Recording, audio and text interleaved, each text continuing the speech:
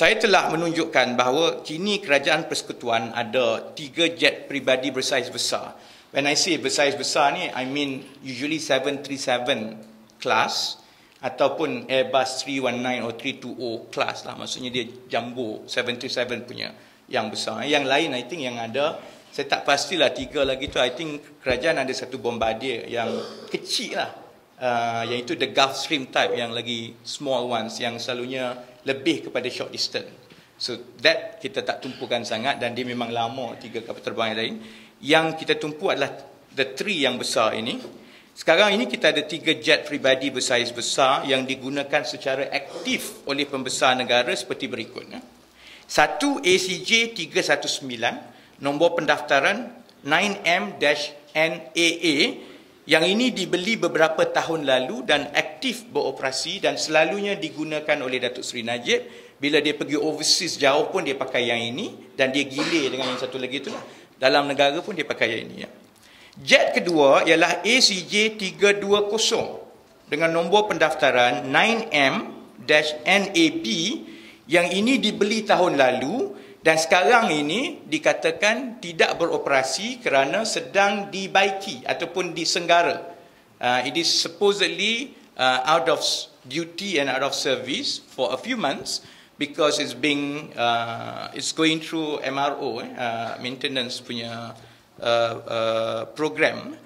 Dan yang ketiga, saya dah tunjukkan juga tadi, BBJ 737 dengan pendaftaran M53-01 yang ini dibeli 10 tahun lalu dan dilaporkan akan dijual seperti yang tender tadi, tetapi masih lagi belum dijual pada pemahaman saya dan digunakan secara aktif mengikut rekod penerbangan.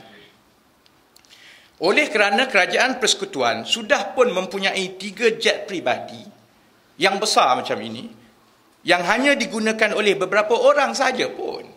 3 jet besar, saya tak nampak sebenarnya menteri-menteri kanan lain pakai. Setakat ini rekod yang saya tengok lah, setakat ini pemahaman saya, dia sama ada digunakan oleh Perdana Menteri ataupun Duli Yang Maha Mulia Seri Paduka Baginda Yang di-Pertuan Agong. Jadi 3 ni untuk digunakan oleh beberapa orang, banyaklah kira. Jadi sudah tentu perkara yang paling penting yang saya tanya sekarang ialah, apa kewajaran Kerajaan Persekutuan? Dahlah ada 3 jet dah.